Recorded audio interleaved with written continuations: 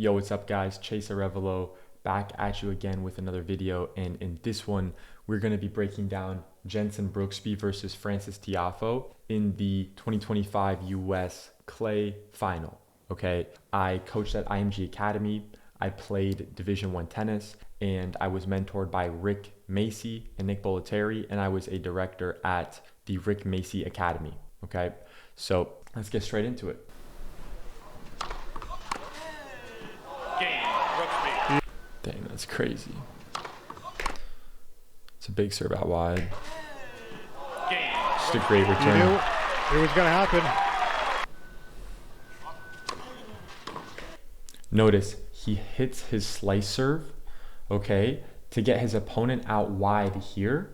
Okay, he gets Brooksby out wide here, but his serve, what you need to look for and something you can train for yourself is, can I get my serve to break the sideline within the service box here?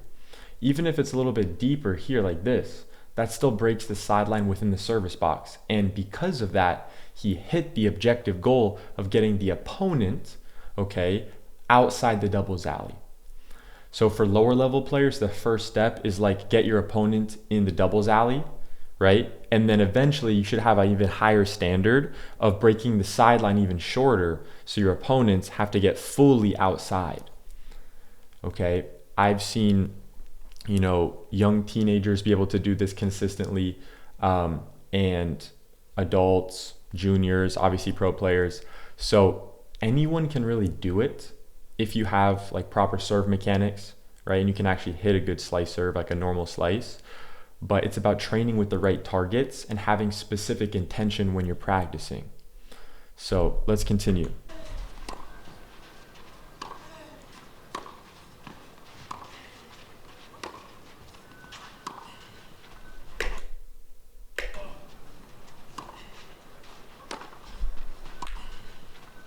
So if you notice on this shot where he's off balance there, what happened there, and you could see obviously he was off balance, but the objective thing that you can think about here to avoid that for yourself is take a look.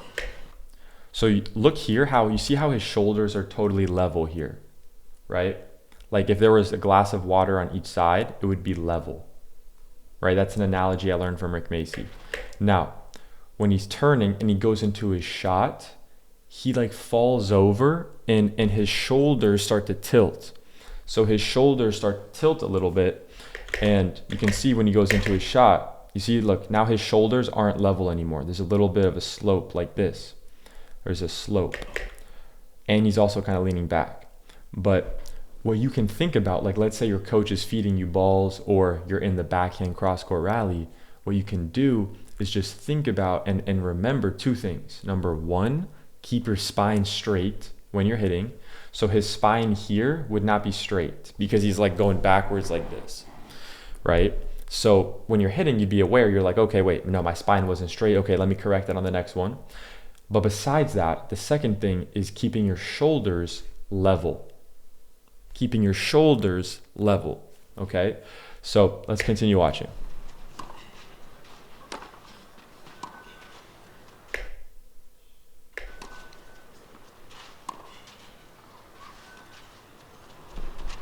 Okay, hold up. Okay, so let's see what happened there. So Brooksby hits a good angle. Okay, so Francis went to hit a drop shot there. Let me take a look at that decision. So in general, the rule that I go by and what I teach my students and what I learned from some of the best coaches of all time, Rick Macy, Nick Bollettieri, okay, but this specific tip I'm taking from Rick Macy here is use the drop shot when you got all the options on the menu. Bro, let's see if he has all the options on the menu. Okay, so he's way outside wide here. It was a slower ball, and he was technically there, but he's really far outside the court. And I guess you could, like if you execute the drop shot well here, I guess it would do a lot of damage, right? So I guess you could argue it was just the execution of the drop shot, potentially, but I still think, I mean, look, this is at the pro level and he's good enough to be able to make that, and he probably has the feel to make that for sure. But So it could just be a one-off scenario. But I would also argue, bro, you're way outside the court. So that's probably not a good decision to do a drop shot there. Just percentage-wise, right? Especially like, this is a good opportunity right here. 40-15. You're down 1-4. So like, I don't know, strategically, I don't think it'd be a good idea to go drop shot there. It's just lower percentage chance. That's all. If you're willing to take the risk, go for it, right? That's what he did. He doesn't mind playing that sort of game. That was good. And then Francis. Yeah, you see, look, Francis is already running here before. So that's really good, actually. Strategically, he's guessing and going. And because, look, if Brooksby went here, he would have actually had a chance to get it. So, yeah, Brooksby did a good job waiting until he picked a side. But yeah, that's a good move. Playing that sort of game, Brooksby, the cat and mouse, gets the better of it there.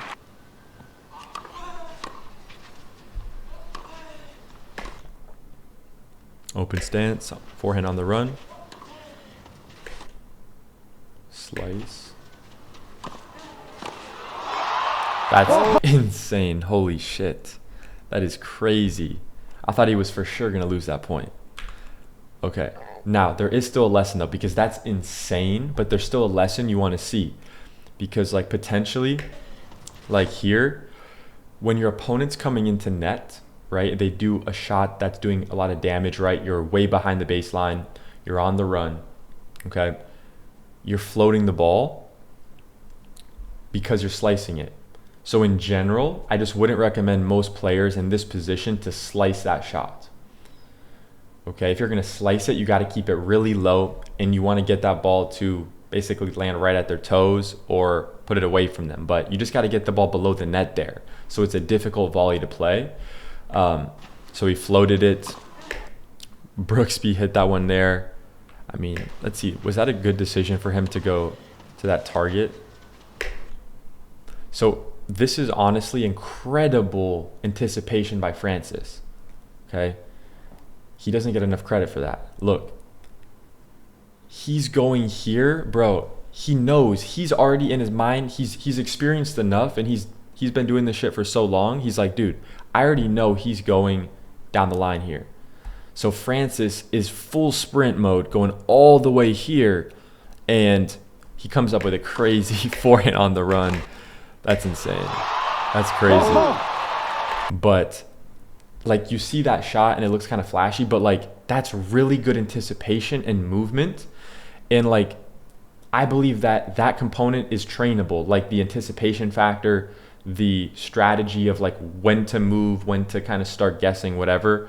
And it's just pattern recognition of like seeing these situations time and time again, right? And you can obviously see, like, he predicted that. And then he came up with a sick forehand on the run. A laser.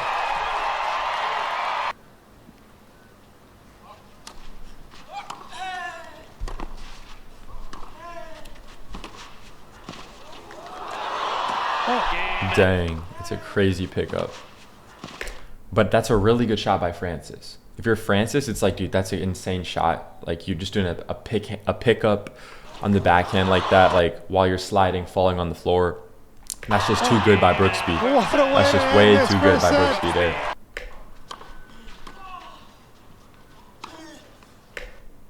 That's crazy good.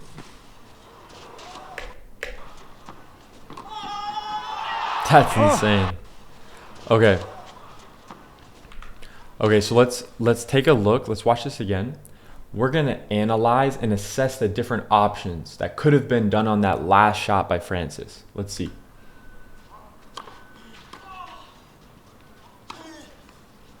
Okay, so he did a great job executing the shot here. He has like basically full control over the rally now based on his inside and forehand. So now look, here he gets a short ball, right? So first you have to analyze the ball you're getting. So I got a short ball, okay. It's not some crazy fast short ball. It's just like a normal short ball. Like it's pretty easy, right? And he has basically any option he wants to do on the menu, right? If he wants to rip the ball inside out like he did, he can do that. If he wants to hit it with a little bit more angle like he did, cool. If he wants to just hit it middle, if he wants to hit inside in again. He could, obviously, he probably shouldn't do that from here, but he could do that if he really wanted to, just based on the ball he got. He got an easy ball, right? So he got a pretty easy ball.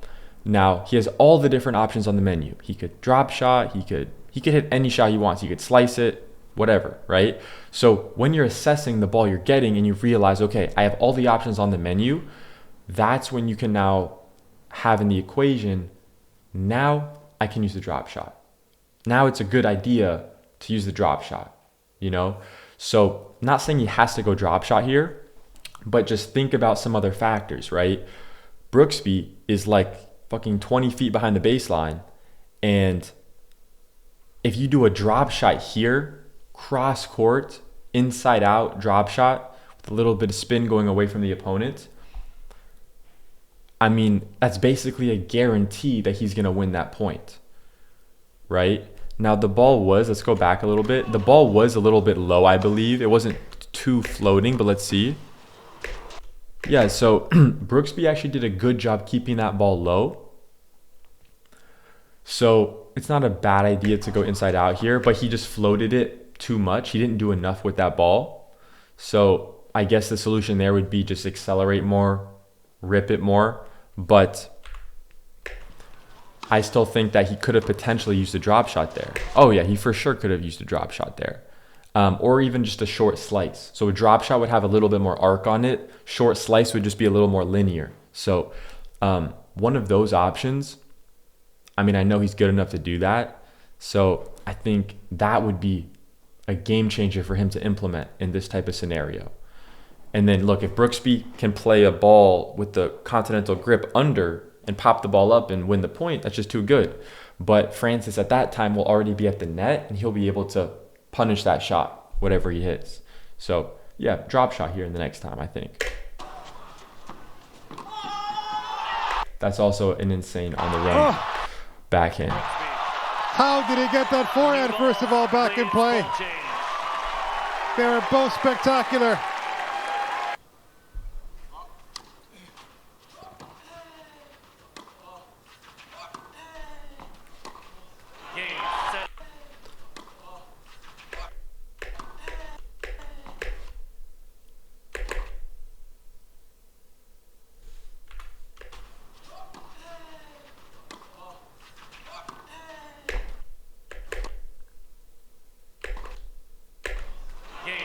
I mean, yeah, he did open stance. That was a good decision. And he just missed the shot. Brooksby.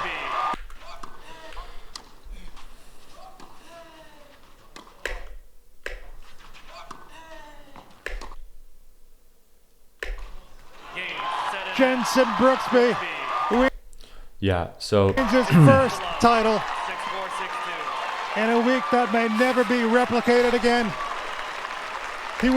but yeah, guys, so that's it for this video. If you guys got any questions, drop it in the comments.